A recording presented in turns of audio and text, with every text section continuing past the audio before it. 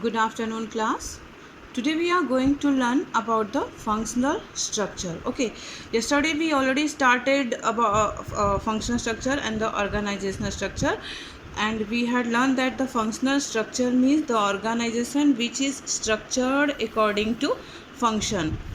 Okay, the organization which is structured according to function is known as the functional structured organization.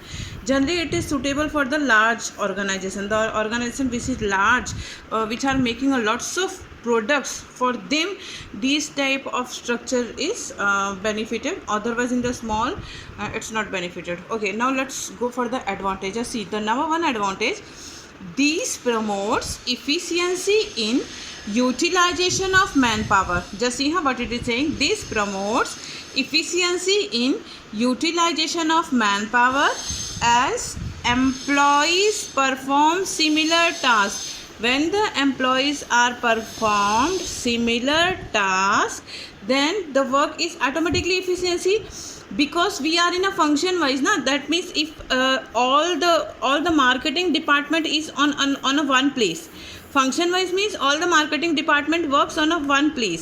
सारे marketing वाले, चाहे वो footwear हैं, चाहे वो क्लॉथ के हैं, चाहे वो यूटेंसिल के हैं, चाहे वो सोप के हैं, जिसके भी मार्केटिंग, सबके मार्केटिंग डिपार्टमेंट एक ही जगह पे हैं, क्योंकि फंक्शन वाइज स्ट्रक्चर है. तो so they are perform similar task. सब लोग एक ही काम कर रहे हैं. कौन सा काम कर रहे हैं? मार्केटिंग वाला काम कर रहे हैं. So when they perform similar task there is a efficiency. It promotes efficiency within department and are able to improve performance. So automatically performance will improve because all the people are related to the same function. Okay, so they will discuss the object or advantage or disadvantage of the same type of work. So that's why efficiency will be improved.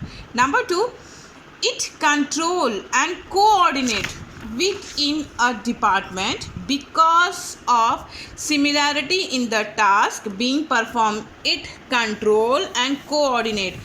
They will control and coordinate no matter whether they are from the same type of product or from another type of product. ये कह रहा है कि इसकी वजह से functional structure की वजह से, फंक्शनल स्ट्रक्चर जो है अगर रहेगा तो हम कंट्रोल भी कर पाएंगे और कोऑर्डिनेट भी कर पाएंगे. देखो, मार्केटिंग डिपार्टमेंट ऑफ अगर हम ले लें यूटेंसिल का है, या फिर बुक्स का है, या फिर क्लॉथ का है, अगर इसका मार्केटिंग डिपार्टमेंट है तो हम एक दूसरे के ऊपर कंट्रोल भी कर पाएंगे. मान लो कि बुक के मार्केटिंग डिपार्टमेंट वाला कह रहा है कि भाई मार्केटिंग करने का हमको 40,000 रुपीज़ चाहिए, तो क्लॉथ वाला कहेगा क्यों, हम भी तो मार्केटिंग कर रहे हैं, हम 30,000 में ही कर रहे हैं, हम तो 20,000 में ही कर रहे हैं, तो आप भी 20,000 में कर सकते हैं.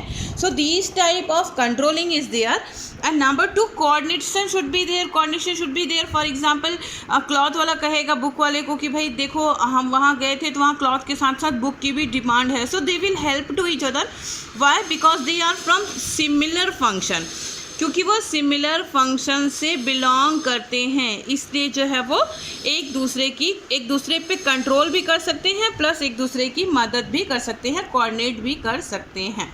Okay, third one, it helps in increasing managerial and operational efficiency and this result in increased profit. देखो, it helps in increasing managerial and operational efficiency. Operation इसके अंडर में रहने वाले जो यहाँ का जो मैनेजर होगा, ठीक है, वो उसको ज़्यादा दिमाग लगाने की ज़रूरत नहीं पड़ेगी. क्यों? क्योंकि उसको एक ही फंक्शन पे दिमाग लगाना है, दैट इज़ द मार्केटिंग. फिर सेलिंग में क्या हो रहा है उससे कोई लेना देना नहीं, और पैकेजिंग में क्या हो रहा है उससे कोई लेना देना नहीं, प्रोडक्शन में क्या हो रहा है उससे कोई लेना देना नहीं, उसको सिर्फ एक ही काम देखना है, that is the marketing. So that's Y इसकी इफ़िशियंसी बढ़ेगी, है ना, क्योंकि बार बार वो एक ही चीज़ देख रहा है, तो उससे उसका क्या हो जाएगा, एक्सपीरियंस इंक्रीज कर जाएगा. So that's why increasing managerial and operational efficiency, उनकी इफिशियंसी इंक्रीज करती हुए इंक्रीज हो जाएगी. Next one, it leads to minimize duplication of efforts, है ना. डुप्लीकेशन नहीं होगा मतलब एक ही आदमी जो है वो दो काम नहीं करेगा, मार्केटिंग भी कर ले, सेलिंग भी कर ले, ऐसा नहीं होगा. यहाँ जितने लोग मिलेंगे सब किसके मिलेंगे, सब मार्केटिंग वाले ही मिलेंगे. So there is no chance of the duplication. बहुत कम जो है वो डुप्लीकेशन हो सकता है, otherwise there is no duplication. Next one, it makes training of employees easier, है ना. यहाँ पे अगर कोई नया पर्सन आ रहा है तो उसको ट्रेनिंग करने में बहुत इजी होगा। क्यों? क्योंकि सिर्फ उसको एक ही फंक्शन ट्रेन करना है, दैट इज़ द मार्केटिंग।